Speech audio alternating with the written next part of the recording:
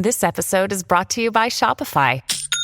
Forget the frustration of picking commerce platforms when you switch your business to Shopify, the global commerce platform that supercharges your selling wherever you sell. With Shopify, you'll harness the same intuitive features, trusted apps, and powerful analytics used by the world's leading brands. Sign up today for your $1 per month trial period at shopify.com/tech, all lowercase. That's shopify.com/tech.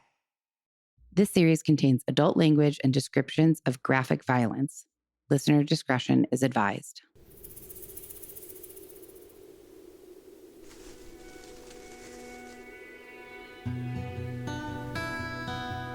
Hi, guys. I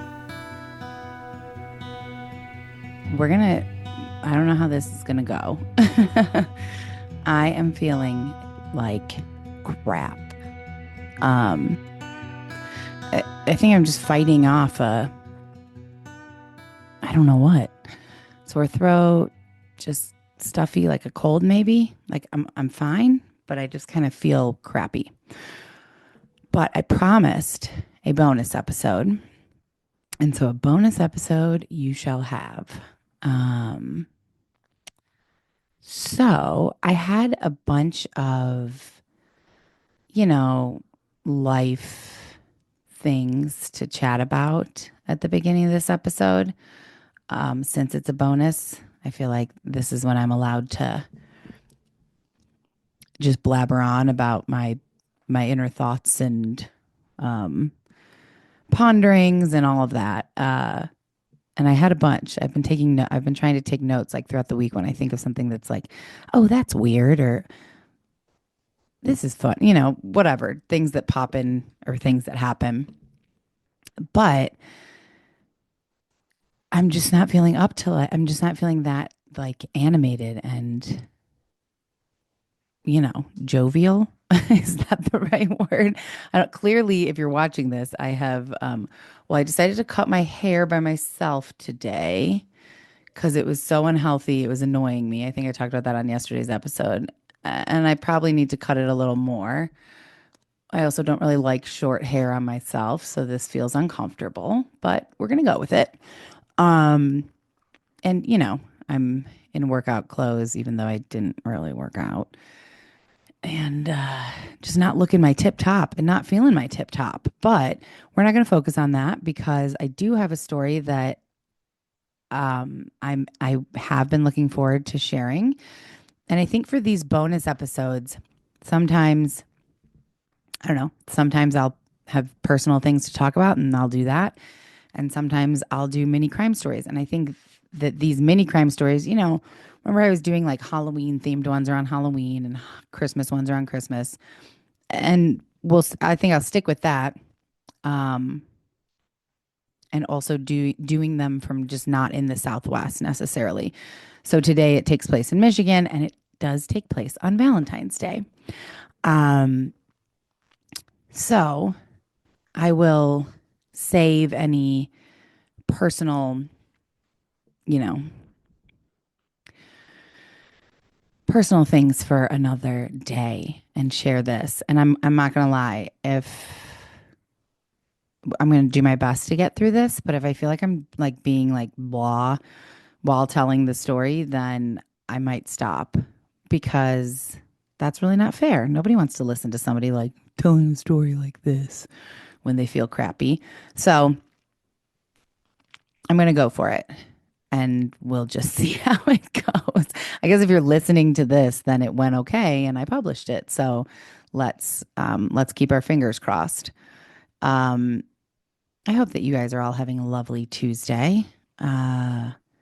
It's really hard for me to start without talking about personal stuff, I've realized. Like that's kind of my warm up. But I don't. I have a little list of things that I wanted to like talk about on the bonus episode that I've been keeping. Let's see. Sexual assault. So that's a real light topic that we could start off with, but we're not going to, like I said. This article in the New York Times I read about the singer and then like discussing women's bodies, and it just really pissed me off. This movie, Captain Fantastic, um, that I had to watch because tomorrow we're recording something on Jim's podcast where we like that's one of the movies he assigned to us, and now we're going to break it down tomorrow. Um, oh, I know the one thing. Okay, I have a bunch of things. I'm not going to go through all of them. This is one thing I did want to mention, and maybe we'll warm up with this. So I'm wondering if anyone out there knows of like, I don't know what I'm trying to, I don't know what I'm looking for. Is it a program? Is it a company? Is it an app? I don't really know, but it's something for to help connect people who are like, I don't know, over 60 years old, maybe, and either widowed or divorced or even just lonely. Um, because, well, I don't think my dad listens to this, but I hope he doesn't now because I'm going to share this. But I worry about him. I don't, he's coming over for dinner Friday night, and he's, oh, God, I don't want to cry. Um, this is because I'm sick, guys. This isn't sad. um, but I worry about him. I only see him every couple weeks for like a dinner or stopping by his house to say hi. And there's a bunch of different reasons for that I'm not going to get into right now. I don't think, I mean, I know Jenna sees him probably less than that. And that's it. That's the only family we have. His sister, Patty, who was just here, she's in Florida. And that's it. That's our whole entire family that's still alive. I have two cousins um, from my mom's side that, Jenna and I stay in touch with a bit, but not my dad doesn't. And that's it. That's our whole family. And he doesn't really have many friends that I know of, at least. I mean, I guess he could have like this rip roaring social life that I don't know about, but I'm 99.9% sure he doesn't. Um, he has his dog, but his dog went blind a couple years ago, 2 years ago. And so he can't, take him to the dog park or take him on hikes like he used to. It's pretty limiting, which is sad for both of them. And he's not a joiner. Like he got into motorcycles a little bit after my mom died and would like bought a motorcycle. He rode motorcycles before, like when he was younger, before we were born. And so we got into that for a while, but like I thought maybe, oh, he'll meet other motorcycle people. Like not that I thought he was gonna like get a leather vest and join a motorcycle club, but I thought maybe he would, I don't know, meet other motorcycle-y people. And he didn't. And then he just sold his motorcycle, and I think he's like done with it. Um, he's in really, really good shape. He rides his bicycle, he walks every morning. He's 75 and you would never know it. Like he's probably in better shape than like Mark, possibly. um, and he's always been fine, like being on his own. Like, when he was younger, before he met my mom, like he's an independent, very independent person. And he's 75, but like has all of his faculties, like so much so that I wish sometimes he would lose some of them. No, I don't really actually wish that, but he's tough sometimes. And but I and so he's not someone who's going to ask for help. He's never going to say, I'm lonely. Could you come by the house more? I'm the one who reaches out to say, do you want to come to dinner? Um, and I just worry about him. And he had a conversation with Mark, I don't know, a month or two ago when he came over for dinner. And Mark relayed it to me. I think I actually shared this before, where he was saying that like he's not interested in dating because like he met his person, my mom, and they spent 45 years together, and now like that part of his life is over. So that's fine. I can accept that. I wish that wasn't true. I wish that he would like join a dating site and date somebody. But more than that, I just wish that he had companionship, whether that be friendship, date, romantic, like whatever. And other people, of perhaps similar age. I would say maybe even a little younger than him because he seems very young. And just to like have a drink with, go get, I don't know, and I thought of this because my aunt, when she was visiting, she said she took years ago a trip to Italy and she was single. And the trip, like they booked the trip based on like two people, but she went by herself. And so she was going to have to pay like a singles fee, like pay extra because she was alone. Or she was going to have to room with a stranger, like another person who was on this tour as a single person. And she roomed with this person who she didn't know, and they got along great and had a really fun time. And she was telling us about it. And my dad was, much to my surprise, like very interested. Um, in my head, I'm like, oh my God, he would never do this. This is so not something that he would do. And I still feel that way, but he was so interested in it that it made me think, well, maybe he would, or maybe he would do something similar to this. He's not going to room with a stranger, I don't think. But and I don't know if he would travel to Italy on a tour with like 30 people that he doesn't know. I could be wrong. I wish he would. Um, but it just got me thinking, like, is there a website, something? And I know, look, I know there's like Facebook groups and stuff like that. My dad's not going to do that. Um, I don't know. I just wish there was something that I could like suggest to him where he potentially would be able to meet people in similar situations to his or like-minded people to him. Um, Again, not just for dating, just to like have a phone call with even. Um, yeah, so I just wanted to, I don't know, put that out there and see if anyone had any suggestions or ideas,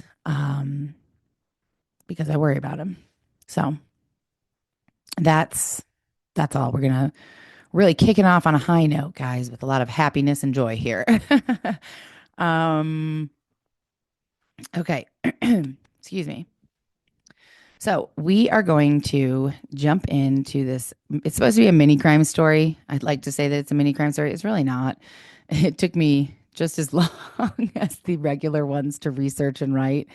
Um, but it doesn't take place in the Southwest. So that's what's classifying it as a mini crime story. I'm going to try to tell it at like a slightly faster pace than usual without all of the interjections. But let's be honest, we know me, and that's probably not going to happen. Um, so this story takes place, like I said, in, ooh, sorry, there's hair on my computer screen. This story takes place in Michigan, and takes place largely in a place called Washington Township, Michigan.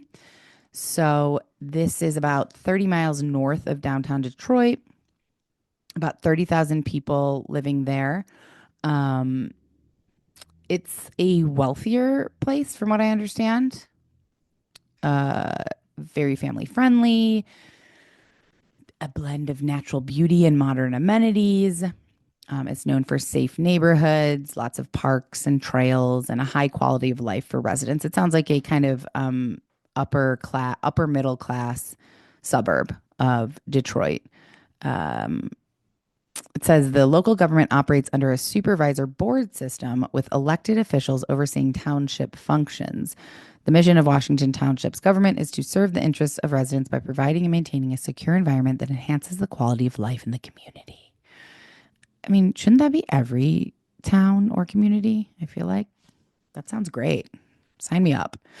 Um, okay, that's your brief overview. I'm not going to spend too much time doing a sense of place, although I guess it would be interesting to do sense of place with these because it'll be such a contrast, I'd imagine, to the Southwest cities. Southwest is kind of unlike other anywhere else. I guess you could say that about the South or Florida. That isn't a dig on Florida, guys. I love Florida, and I say that with no like sarcasm. I love. I know people like talk about Florida like Florida man and Florida. You know, I love Florida, but this does not take place in the Florida. Sorry, guys.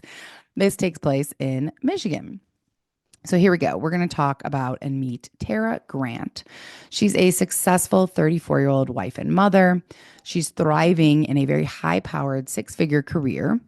And her husband, Stephen Grant, stays home. He's kind of a self-proclaimed Mr. Mom, and they live very comfortably in Washington Township.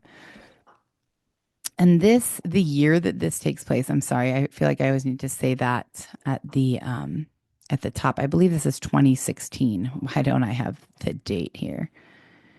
No, I'm wrong. It's 2007. Good thing I checked right at the beginning here. So Tara was born in Michigan, in a different place in Michigan in 1972. She had a sister, I feel like using past tense gives it away, but there we go. She had a sister, Alicia. They were very close. They grew up on a farm, horseback riding. They were always busy tending to their chickens and pigs. It sounds like a dream to me. That is all I want in life right now is just to live on a farm and take care of animals and podcast. That's it.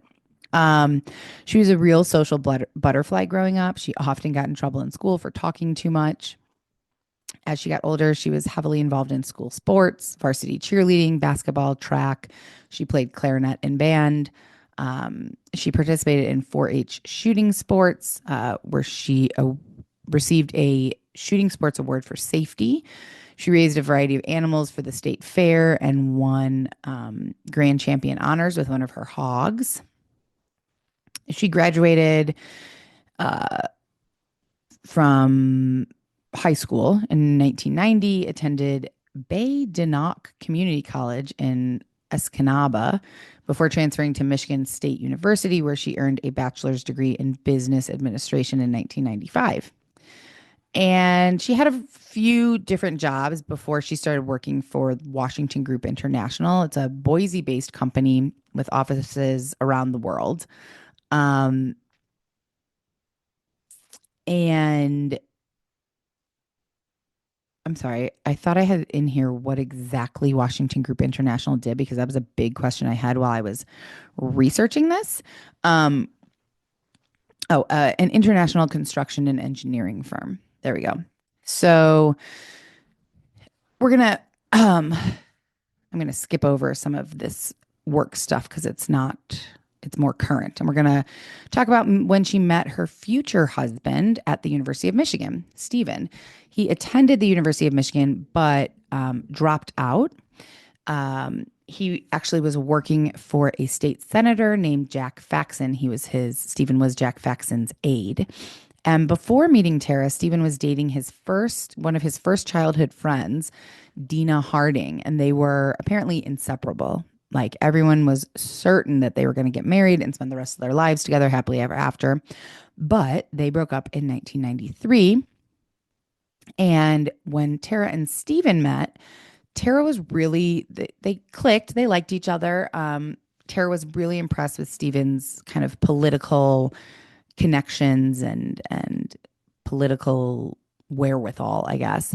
But she's said to have felt absolutely no intimacy with him, and the relationship was just platonic.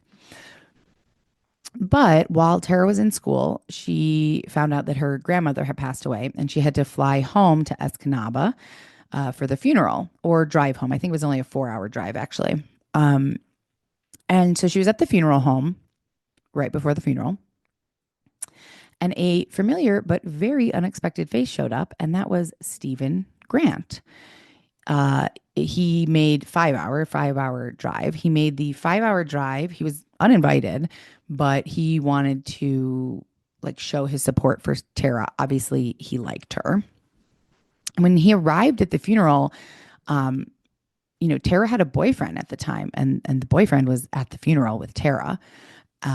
And so things were a little bit awkward, and things started to kind of get a little rocky with Tara and her boyfriend, like right then and there. And I don't know, maybe that's because Stephen was introducing himself to people at the funeral as Tara's boyfriend, even though her real boyfriend was there. Like, what is this dude doing? Tara's sister and whole family was like kind of confused because when they met Stephen, he was like, "Oh, I'm Tara's boyfriend." That they were like, "No, you're not. Like Tara's boyfriend's over here." They had no clue who he was. And the Tara's sister Alicia was like, "This is weird. This is overbearing. Like you show up uninvited to a family member's funeral, and then you start introducing yourself as my sister's boyfriend when you're not actually my sister's boyfriend." And I have to agree with Alicia, like that's weird. For Tara, though, she didn't agree. She actually found it pretty endearing and sweet that Stephen had shown up to the funeral and that he liked her so much that he started introducing himself as her boyfriend. I mean, this makes me question Tara's like judgment a little bit because showing up at the funeral, okay, I guess you're taking a chance. That's really like going out on a limb for someone and show, and that's I guess a good way to show them that you like them. But like introducing yourself as your boyfriend, for me, that's too far. I would have been like, no thanks. Um, but she thought it was sweet, and when she got back to school in Lansing, Michigan, her and Stephen began seeing each other, and soon they fell in love. And she moved in with him a few months later. It seemed almost meant to be. They had a lot in common and they were very much alike. He was very loud and charismatic, and she was very sassy and social. They both were kind of the life of the party. They both loved meeting people. Um, it was a good fit, but they were, as most people are, also different in a lot of ways. She was an academic with a degree and a very high powered job, whereas Stephen dropped out when he was only about 20 credits away from graduating, which, what a shame. I mean, nowadays, like a college degree means so much less than it did back then. Um, so let's talk about Stephen. Stephen was born in 1970. He grew up in Sterling Heights, a suburb of Detroit, with his parents and sister Kelly. His parents divorced when he was about 15 in 1985, and Stephen's behavior got a little bit weird after that. He started telling really tall tales and like exaggerating things. Like he went on a fishing trip and he didn't catch anything, but he told everyone that he caught like this massive, humongous fish. Um, or that he was like the basketball star at his school. Obviously, he's not telling people he goes to school with that, but he invited a girl from another school to his homecoming dance. They, were talking, for in the weeks leading up to homecoming, and he was telling her how he's like this. He's like the star of his high school's football team. He's a huge athlete, and he knows everyone, and just like spinning this tall tale that was completely not true. He didn't even play basketball, from what I understand. And when he went to pick her up from homecoming, her dad answered the door. And Stephen was like taken back because her dad was the high school counselor at Stephen's high school. So he was very aware that Stephen was not a star athlete, and it was kind of awkward. Um, but back to present time with Stephen and Tara, despite Stephen's, quirks, if you could call these quirks, I guess, Tara was really head over heels for him. And after the senator that Stephen was working for retired, Stephen was kind of unemployed and like adrift. He didn't know what he was doing. But luckily, his dad hired him, and he began working with his father at his dad's small two-man machine shop. Um, they constructed precision tools and metal forms called dies. Truthfully, I didn't look much more into that. Um, meanwhile, Steven's working with his dad. At least he has a job. Tara is moving up in her career and just loving it. She's very driven. She's very career focused. And they are still very much in love with each other, which is no surprise that Stephen proposed. And then on September 26th, 1996, they were married. And 4 years after getting married, they had their daughter, Lindsay. And 2 years later, um, Tara was pregnant again, this time with their son, Ian. So, with Tara's busy work schedule and being kind of the main breadwinner, Stephen took the role of, like I said earlier, Mr. Mom. He was a really hands-on dad. He was involved. He was like called himself a soccer dad. He coached the kids' soccer team. He drove them to and from their activity. I mean, he did all the things that I don't even want to say a mom, but like a parent who's doing all the childcare would do. And he seemed to, at least initially, really enjoy it and lean into it. And luckily, due to Tara's career and income, they were able to live comfortably in Washington Township, an affluent area of North Detroit. And Tara was very intent on becoming an executive at her company. She also missed the kids like crazy because she had to travel a lot for work. So she did her best to make sure that she was still a figure in their lives. She would leave little notes for them all over the house. She would mail them cards when she was out of town, and she would call every night when she was out of town. And from the outside, they looked like a very happy, picture perfect family, which it almost feels silly to say that anymore because, duh. Like, I don't think that there's been a murder story that I've told or that anyone has told. Well, that's not true. But usually these stories, it's like, oh, they looked like the perfect family from the outside, but inside it was falling apart. And that just seems to always be the case. And that's unfortunately the case with a lot of things in life, like especially with social media nowadays. Like everybody looks like they're so happy and so in love and love being a mom and making lunches and love going to work. And I love doing exercise and everything's amazing. And even though people talk about it's so weird to me because even though people talk about that still, like people talk about that now that like, you know, social media is not real and what people portray on online is not who they are in real life. No shit. We all know that. But yet people still put out this like picture perfect polished image and I don't get it. I mean, I'm sitting here in my sports bra with olive oil in my hair and telling you that I feel like shit. I feel like I know there are people who do that on social media. I don't spend enough time on social media to actually be well versed in that. But like, where are all the people who are falling apart? And the dog. I tripped over Henry in the kitchen today and thought I like broke my ankle and started crying because I was so frustrated. Where are the people who are recording that? And I guess you can't really capture all of that. You can't. It's not authentic. You can't capture those moments because you're living them and you don't have a fucking camera crew around you. Anyways, sorry, off on a tangent.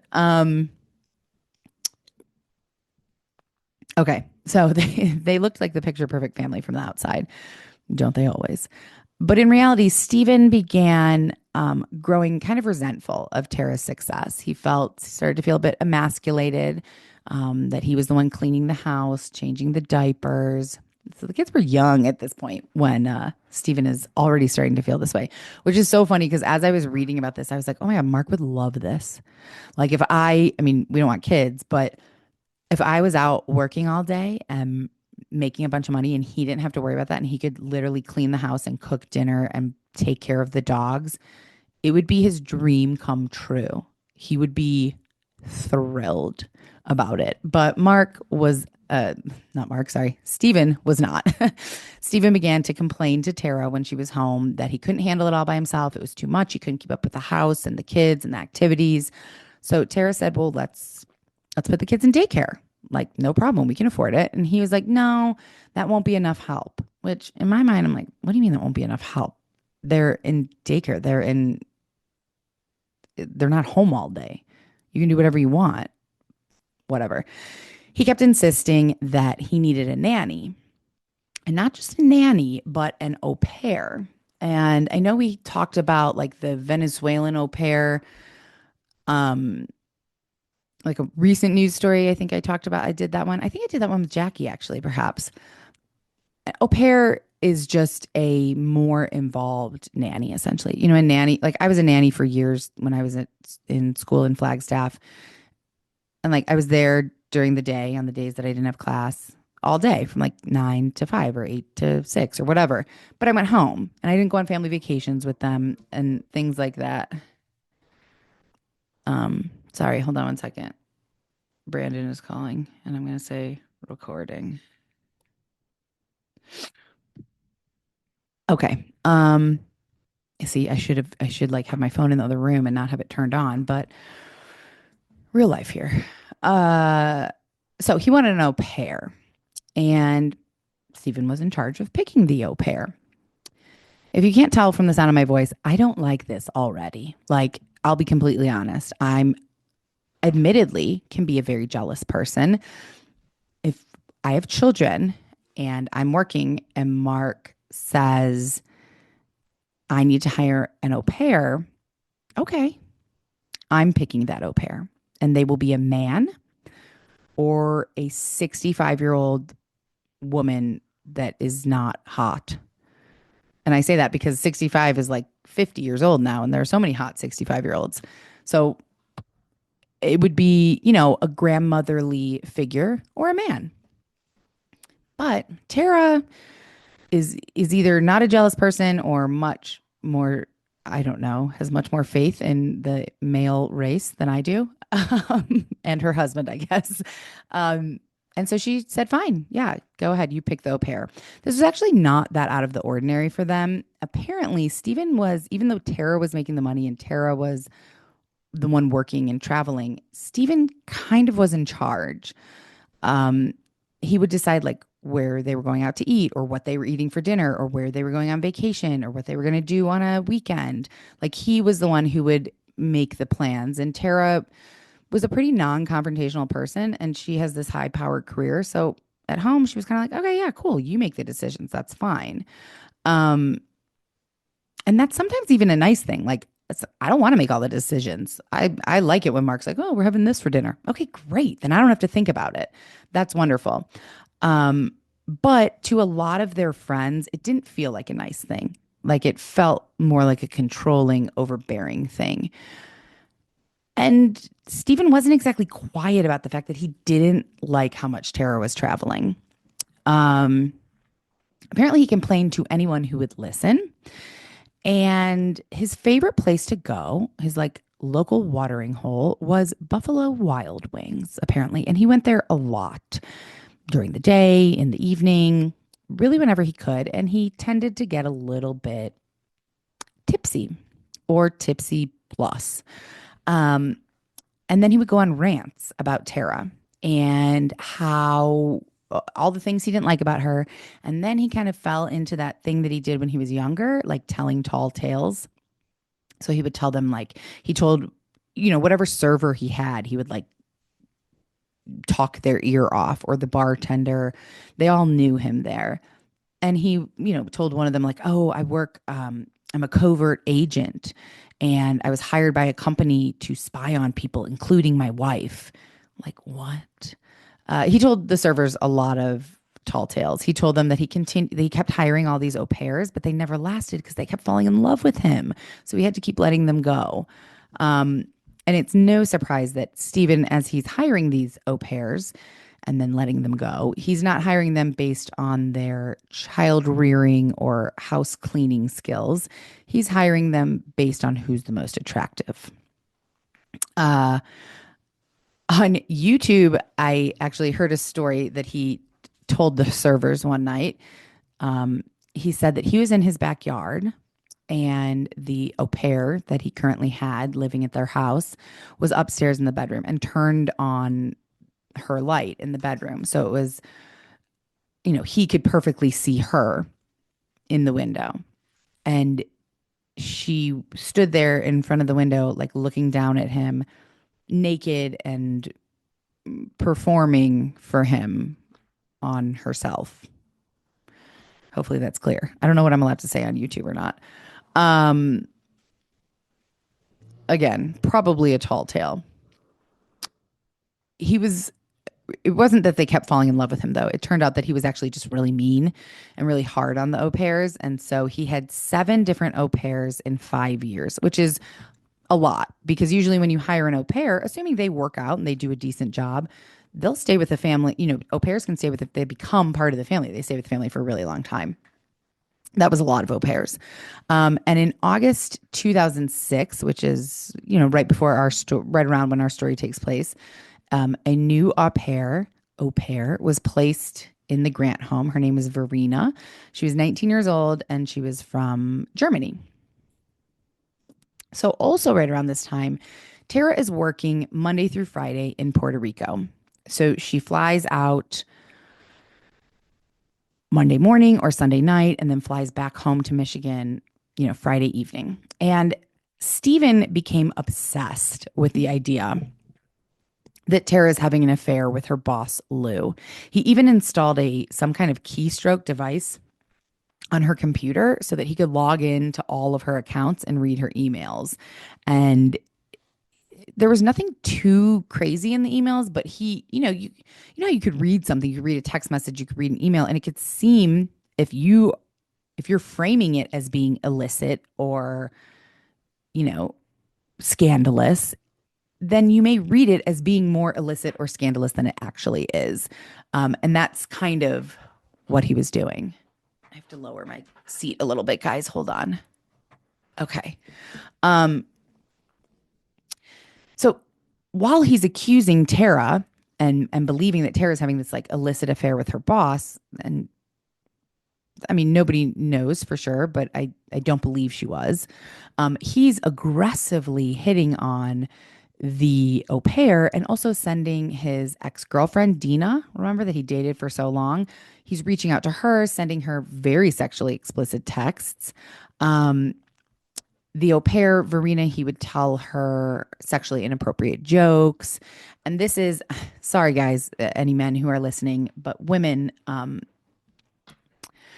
I've experienced this, and I'm assuming other women listening have. Where like, I don't know, it's a coworker, a friend's dad, a teacher, I don't know, somebody that's not a teacher maybe is not right because that's illegal, but like maybe it's I don't know, it's somebody who you're not romantically involved with and it would be kind of inappropriate for you to be romantically involved with, but you can tell that they're either just like that they're either interested or they're just a sleazeball.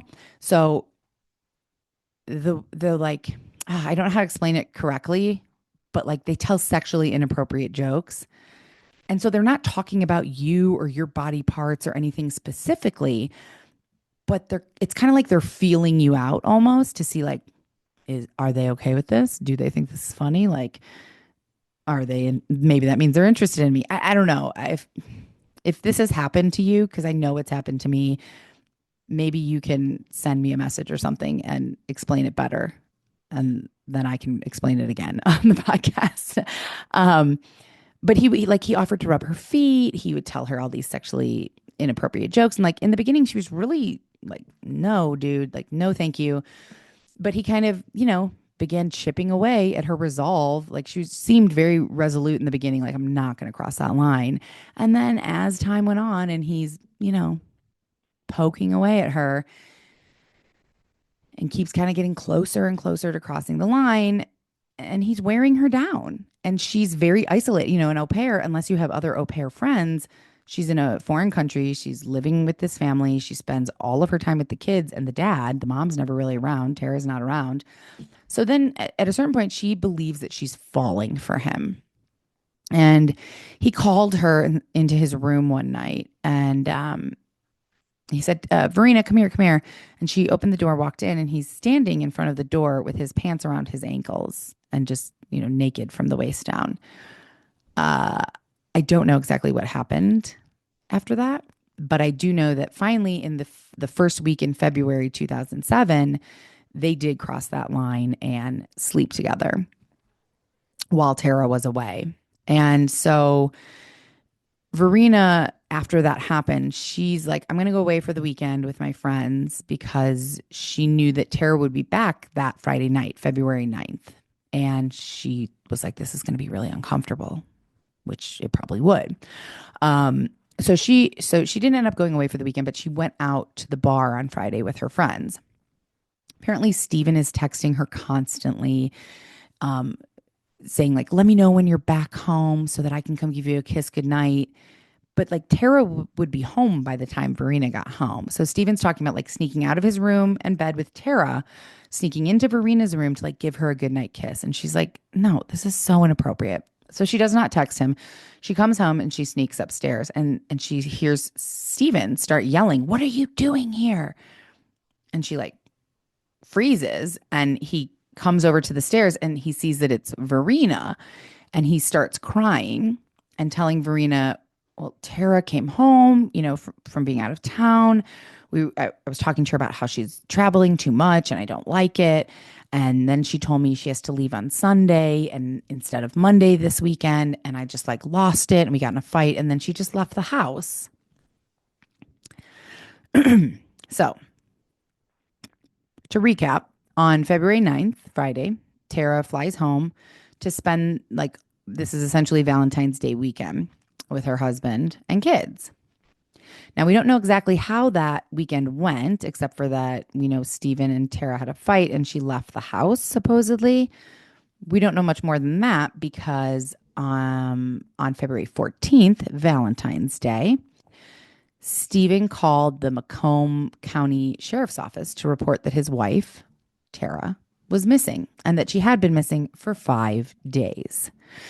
He claimed when he called that she walked out after an argument and that she got into a mysterious black sedan or dark colored sedan. He said that before she walked out of the house, he heard her on the phone and she was saying, "Okay, I'll meet you at the end of the driveway." And then she left the house, walked down to the end of the driveway, got in the sedan, and then was gone. And he hasn't seen her since. So Detective Brian Kozlowski took the case and he, of course, immediately was questioning why did Stephen wait 5 days? Um, and so he reported her missing on Valentine's Day, and the detective was like, "Okay, we'd like to speak to you. We're going to come to your house, okay?" And he said, and Stephen was like, "Sure, yeah." And so the detective says that Stephen answered the door, and that the detective could tell he was kind of like afraid, which is weird because like he's the one who called them, like they're there to help him, but he's acting like he's afraid of them. It didn't really make sense. Something was not lining up for the detective. And so one of the first questions that he asked Stephen was, "Why'd you wait so long to report your wife missing?" And Stephen said, "Well, we've had fights before, and Tara has walked out and like stayed away for a day or two, but she always comes back." And so the detective said, "Well, we're trying to establish why she left. So was it an argument? Was it like prearranged?" Stephen explained that they had an argument. And so the detective's impression of Stephen was that he was very nervous, he was very fearful, and that wasn't kind of the norm. Like if your wife walked out and had been missing for 5 days and you were worried, then that's what you would show. Worry. Like I'm concerned. I'm scared. If you're fearful, maybe you're scared because she's not coming home or something happened to her, but you wouldn't act scared of the police. Something is off, basically, to the detective. Stephen's behavior is weird. And as they continue to talk to him, his story like slightly shifts. And then, of course, obviously, he waited 5 days, which is the most suspicious thing. So the detectives are like, "All right, well, we're good for now.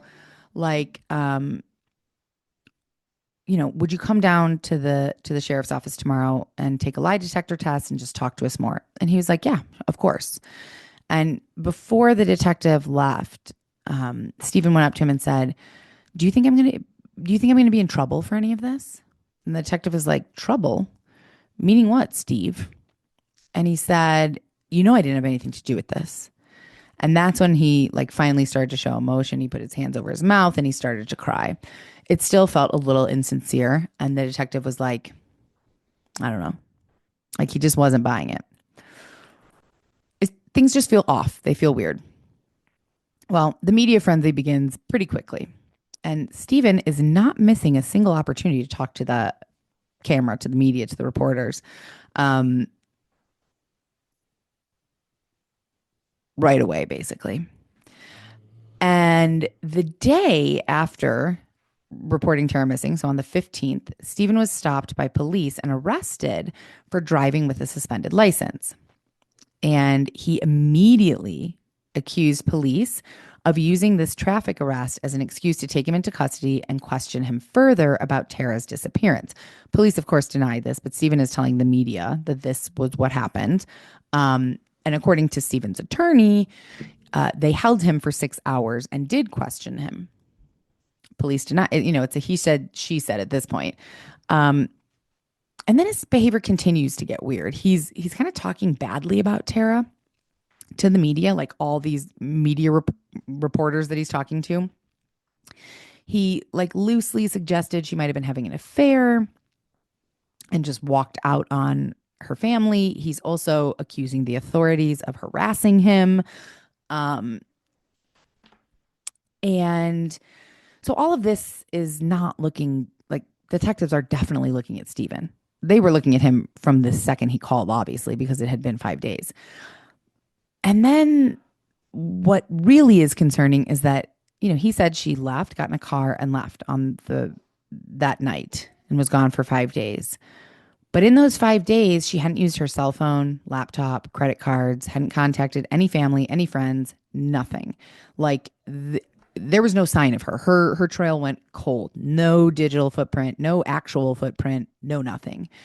Um, and so investigators are like, well, she's an experienced international traveler. Like, maybe she went to stay with whoever picked her up in the black sedan and like she's just bunkering down. I don't know. And and that's it. It didn't seem very likely. And then the detectives discovered that Stephen had been trying to reach her. And he wasn't nice about it. He wasn't concerned. He's leaving her voicemails um, from the night that she disappeared. And he's essentially angrily accusing her of abandoning him, abandoning the kids. One message said, Tara, next time I call you, pick up your phone. It's absolute bullshit that you can't call me or your kids. I know you're mad. I'm mad. You traveling this much is not right. Now, remember also, Stephen said that he would come the next day for a polygraph, the day that he reported Tara missing. As it turns out, he did not. He did not go for a polygraph. Instead, he hired a lawyer and stopped speaking to the police. Now, Stephen's lawyer told the police if someone other than the sheriff's department administers the polygraph, I'll let my client come in. But we don't want the sheriff's department to administer it because we believe that they're harassing him, which they weren't, in my opinion. Um, and then emails start coming up as the detectives are obviously investigating, going through all the electronics of both Stephen and Tara, and they start finding emails from Stephen to his ex-girlfriend Dina. And when they asked him about it, he said, "I just think of marriage vows like speed limits. Sometimes you have to break them." Okay. Um, so on February 20th is actually when they discovered these emails because Dina gave them to police, like went to police and shared these emails, and they explained, they were inappropriate. They also showed Stephen telling Dina that he suspected Tara was having an affair. That he installed a device on their home computer to track who she was emailing with. And the Dina said that a few weeks prior to Tara's disappearance, he began calling her, texting her, emailing her really regularly, his ex-girlfriend. On February 21st, the sheriff's department holds its first official news conference about Tara to offer updated details. And they announce a plan to hold a news conference every single day until Tara is found. They also told the public about these emails between Stephen and his ex-girlfriend. 2 days later, during another news conference, investigators announced they will begin a ground search, which is weird. Like, this is the 22nd. She's been gone since the 9th.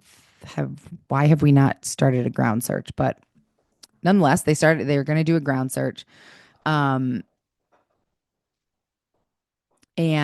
Stephen, he told police, I heard her on her cell phone telling somebody, I'll meet you at the end of the driveway the night she disappeared. Well, they got the phone records. There were no phone calls in or out of Tara's phone or the Grant's home phone that night. So, also on the 22nd, one of the local news stations talked to Stephen's attorney. And Stephen's attorney, of course, was like, oh, he's an emotional wreck over the disappearance of his wife, and he feels mistreated by the sheriff's department. And then this same news station talked to Tara's sister, Alicia, and, said it was a tough day for her family when they heard that the ground search would begin. And she said, I know what they're looking for, and that end result is something I've been trying to keep out of my mind. Obviously, they're looking, at this point, they think they're possibly looking for a body because they have heard nothing from Tara. There have been no activity from her whatsoever. On the 23rd, Stephen Grant brings two home computers to the sheriff's department because they want to inspect those computers. And then police do a ground search of Stony Creek Metro Park, which is a place that Stephen kept mentioning in interviews. It's also the place where Tara went jogging a lot, so that doesn't seem that weird to me. In my research, it like people were like, it's really weird that he kept mentioning this, but like that's a place where she frequented, so that doesn't seem that weird to me. But the search included this Metro Park and a 3 mile area surrounding the Grant home. Hundreds of volunteers and officers, search dogs, all terrain vehicles, and air units scoured the areas but found nothing. On March 1st, Rescue 4 obtains a copy of the police report from the night Stephen Grant was pulled over and arrested for driving on a suspended license.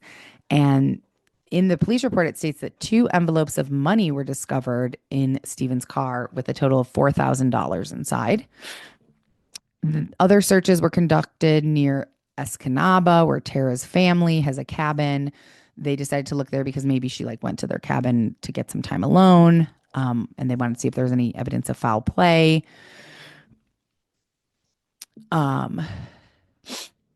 The local news stations talked to some of her friends and classmates. Nothing came of any of this, though.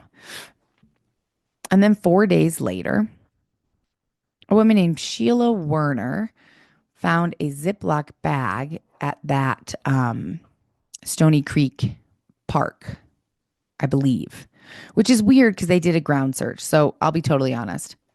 Maybe my dates are off, or maybe it wasn't in that park, but I think it was in that park.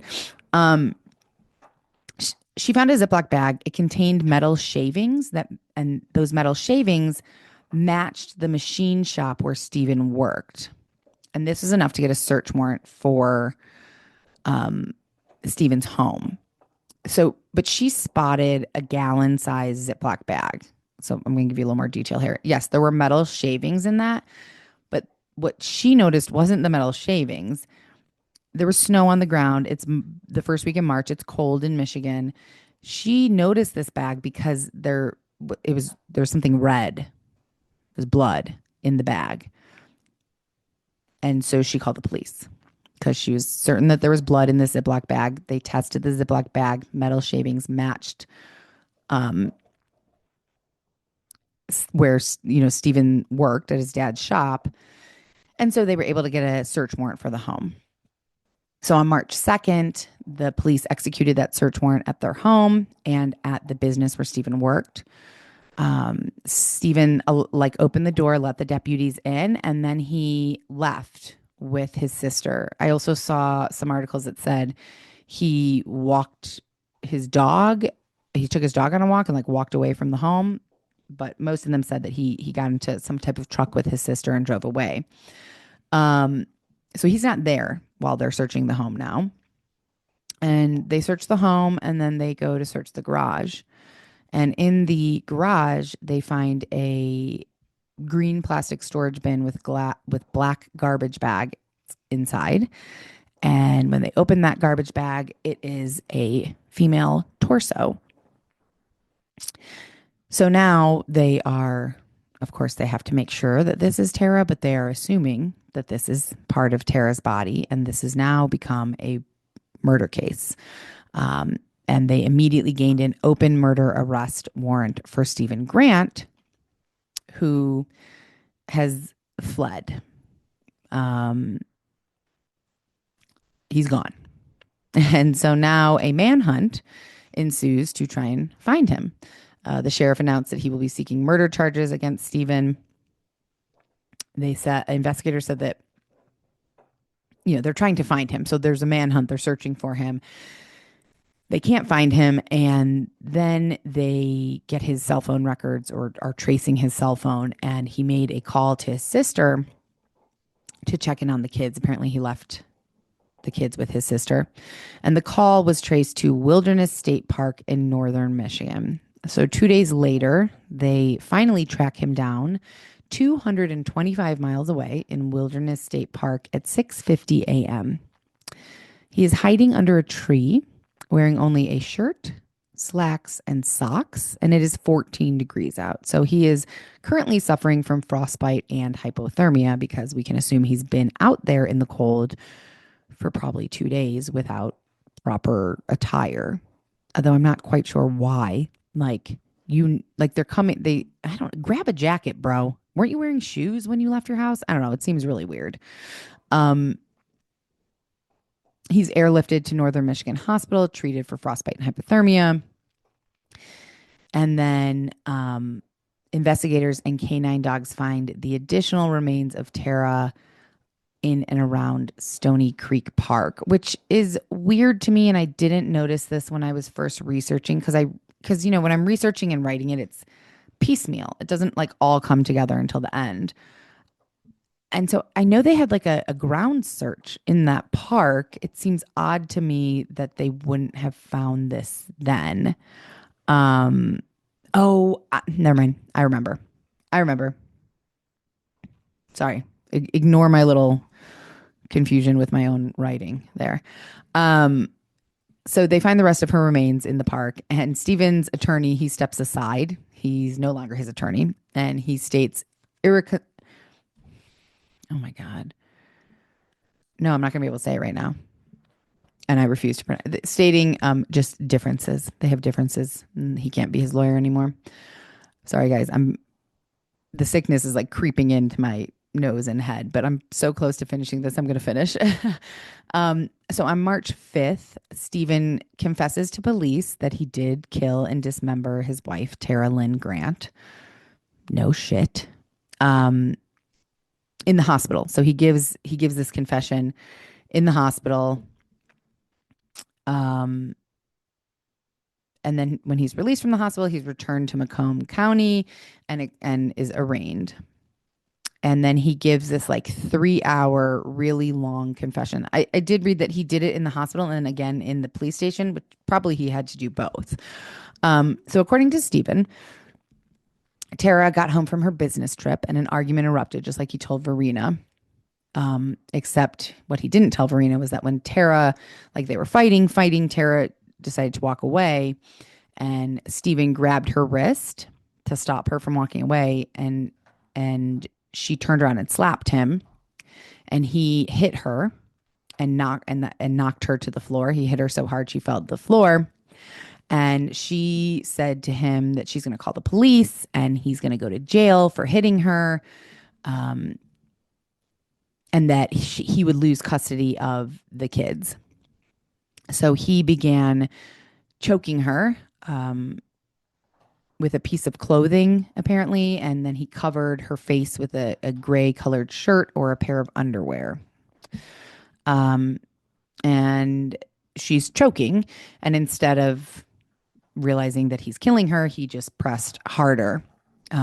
He said, quote, "She finally grabbed my hand at one point, but it was too late then and I couldn't stop. I knew I was going to prison. I panicked." And so he killed her. This is very disturbing. This next part, I mean, all of it is, but after she stopped breathing, Stephen said he tied a belt around her neck and used it to drag her body down the stairs and into the garage. The belt eventually broke and Tara's head slammed against the concrete floor in the garage. Stephen told police it sounded like, quote, dropping a watermelon on the cement. He managed to still get her body into the back of the SUV and covered her with a plastic liner. He kept her body in there for 2 days. He didn't know what to do. And finally, he decided he was going to take her to his father's shop.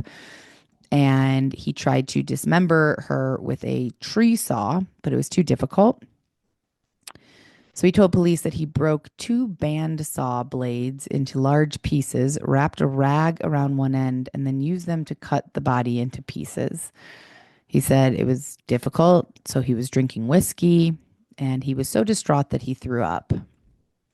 According to the documents, the police report, Stephen said, quote, "I just told myself, look, if you don't do this, you're going to prison for the rest of your life." And I just kept cutting her. He said he placed the head, torso, and other body parts into plastic bags and loaded all of them into a larger container. He then drove to his Washington Township home with the body parts and stored kind of in the back in the trunk of his vehicle.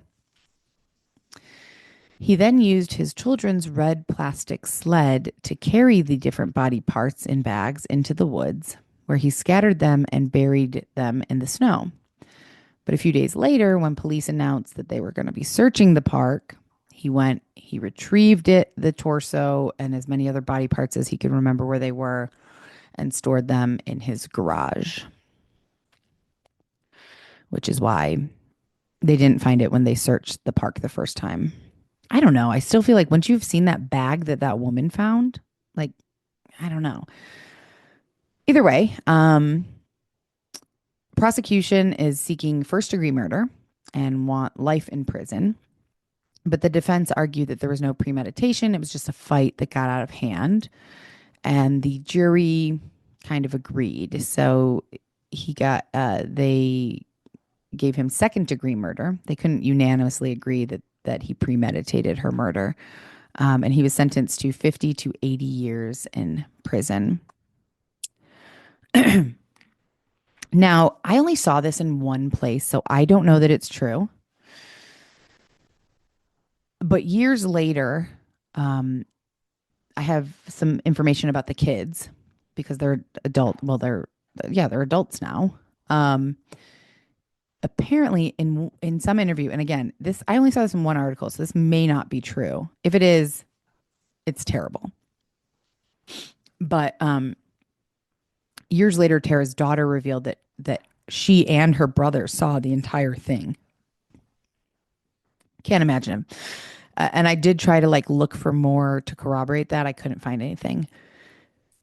Oh my goodness. That is so rude. I'm so sorry. Um, so I'm hoping that's not true because that's just awful. The children were adopted by Tara's sister, given a fresh start, a loving home. They moved with Alicia. Alicia lived in Ohio. Chillicothe? I don't know if that's how you say that, but what a cool town name.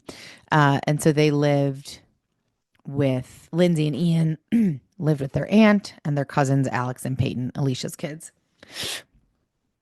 So since Tara's death and all of this awfulness, they've really stayed out of the spotlight, except for to speak out about domestic violence. And Alicia says that she hopes her voice will make a difference now, even though it didn't then. She said, quote, "Would it have changed the outcome? I don't know." About choosing not to speak up years ago when she saw signs of Stephen emotionally abusing Tara. She suspected that I don't think she knew if, and we don't either, if there was ever physical abuse, but she definitely saw emotional abuse. And so she said, for people going through it right now and for their families as well, you need to take that chance to say something before it's too late. I would imagine that's a huge regret for her. For all the years since Tara's death, the family has worked with Turning Point, a domestic violence shelter and outreach organization in Macomb County, raising money and awareness with a 5K walk every year in Tara's memory. Ian and Lindsay, Tara's kids, return to Macomb County every year for Tara's walk.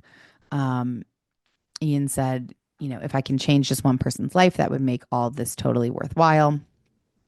They are now both older and physically and emotionally distanced from this awful tragedy, but luckily they were able to, luckily they had Alicia. They didn't have to go into foster care or anything like that. I hate to say luckily because all of this is terribly unlucky, but I guess that's a silver lining, perhaps.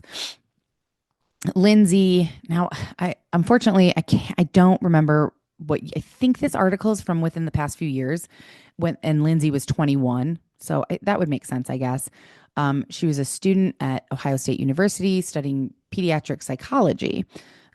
She says that her career choice was influenced by her experience with therapy after her mother's death. She says, quote, "I kind of wanted to go into psychology for a while. And when I was picking a field of psychology, because there's a lot, I was like, I want to work with kids because that was the most impactful time that I had working with psychologists when I was younger after everything happened." She says, quote, I will advocate therapy to anybody and everybody that I meet. And I don't think I'd be the person that I am today unless I worked with the psychologists that I did. And she hopes to help children who have experienced trauma. What an amazing spin on your mother's murder. Maybe not a spin. I don't know what to call it, but like, you know, a lot of people, possibly including myself at that age, would just crumble and never recover from something like that. And it sounds like, well, I don't know, if you can say recovered, but she went on. She's gone on to do something good with the trauma that she experienced, which is so admirable.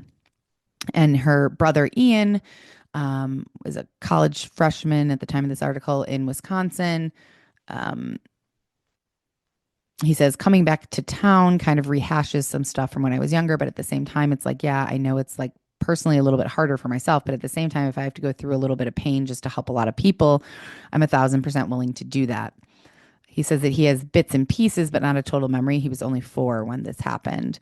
Um, Neither of them have had any contact with their father, Stephen, and neither of them want to. Ian says, I have a really good place with my family right now, and there's really no point in trying to contact him just because he did what he did.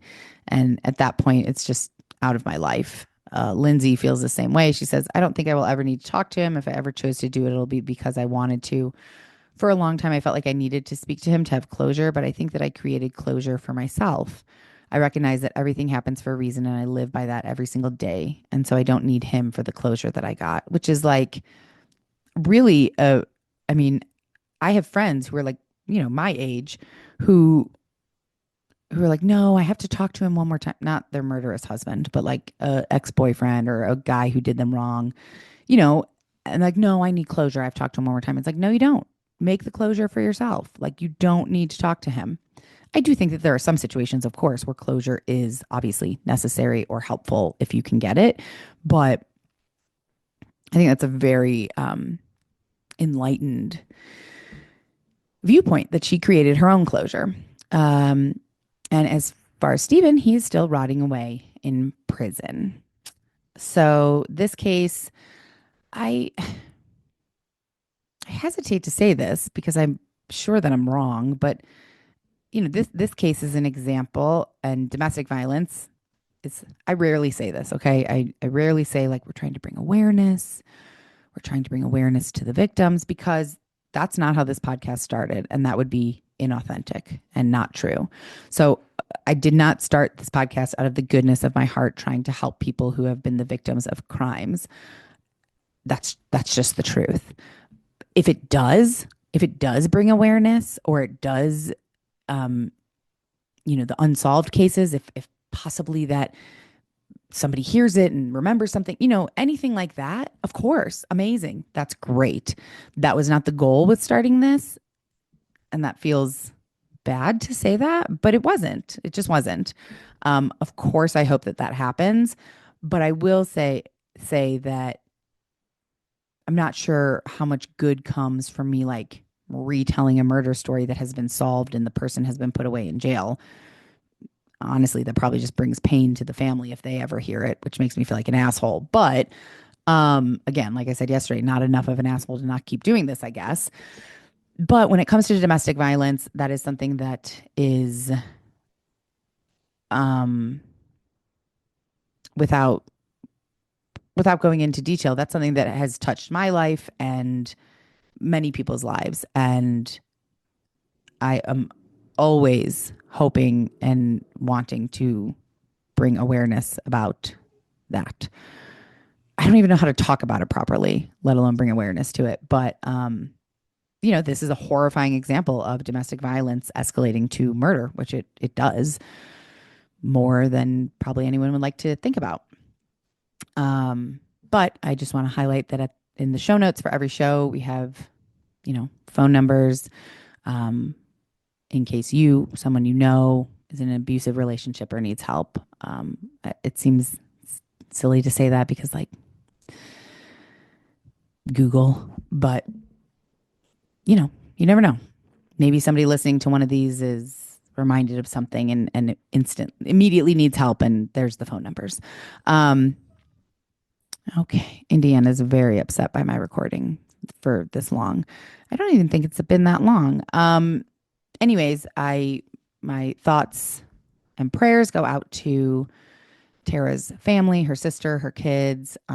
Definitely not to Stephen, and and hopefully did this story justice. And yeah, thank you guys for listening to this. I don't want to call it a bonus episode because people hate the bonus episodes. So we're going to call this our mini crime story. And yeah, thank you for listening. Love you guys. Back next week with a new episode on Tuesday and a bonus on Wednesday. And yeah, be careful out there. Take care of yourselves. I love you all. That's all I got. I'm going to go take some cold medicine and get in bed. Oh, I got a new sound machine. I've never had a sound machine, guys. I am very too excited about that. But I somehow lost my like eye mask. I like to fall asleep with the, geez, I said goodbye and now here we are. I fall asleep with the TV on when Mark's not here because this, like, I get too freaked out by sounds and stuff. I'm like, I have Henry, but he's older and I don't know. I get nervous. I'm on like a 1-story house and, a child could break into the window. They're not very secure. So probably should put that out there in the world. But I sleep with a knife next to my bed and an axe, by the way. But so I sleep with the TV on because my brain kind of goes. And so but I sleep with an eye mask on so that I'm not watching it, but I'm listening, and it allows my brain to just like follow the dialogue rather than follow its path into darkness. Um, but I somehow lost my sleeping mask. I don't know. I couldn't find it last night. So I ordered a new one. It's like really sucks on to my eyeballs. Well, not my eyeballs, that would be weird, but like around my eyes. And a sound machine, like sound machines on Amazon are like $9 and it has 30 sounds like thunder, a campfire, of course, white noise. It makes, oh, also I sleep with a fan for the noise, not pointed at me, just like a little, you know, desktop fan. And I put it on the bench next to the bed just because the noise is good. And in the summer, it keeps the air moving. I don't have a ceiling fan in the bedroom. But for the past few days, I've been waking up with a very sore throat. Now I actually think I'm just getting sick. But I was like, maybe it's the fan. It's stirring up too much wind in the room or something. And so instead of a fan, I'll get a noise machine for the noise. And the noise machine has a fan sound. How crazy is that? I don't know. I've never had a noise machine before, so we'll see how it goes. But I like to share my Amazon purchases. I don't know if that's helpful in any way, but like I love product recommendations. So I would love if you guys would share your favorite things, your affordable product recommendations to me, like household stuff, hair, makeup, anything. I would really like it if someone listening had a recommendation for someone who does like injectables. Not that that's in the budget these days, but I'm hoping one day it is. And I'd love to get an injectable in my lips. It's so vain. It's so vain. But it's the truth. I would, especially watching these YouTube videos. I'm like, where does my top lip go? It has disappeared into my mouth. So if you know anyone or have a recommendation, let me know and I'll, put it on my long list of things that I'm saving money for one day. um, and yeah, so I'll share the sound machine because it's very affordable. And if it's good, cool. And the eye mask, I'll let you know how that works out too. Um, I guess that's it. That's all I got right now. I gotta get to bed, guys. It's 7:30. I gotta get to bed. I am recording a bonus episode with Brandon tomorrow.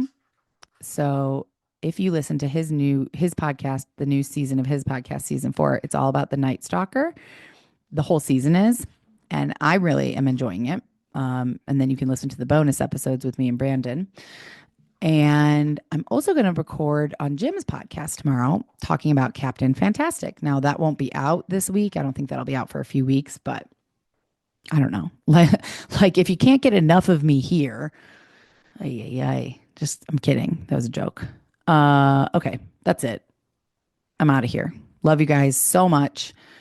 I'm going to keep saying it, even though it's annoying. Please leave a review on Apple Podcasts or a comment on Spotify because it helps push the podcast to the front of something. I don't really know, but it's supposed to help. So appreciate that and love you guys. Hope you're having a beautiful week. Thank you for listening. Thank you for letting me be me. And Death by Southwest is hosted by guys. Jenna Schneider and Margot Carmichael.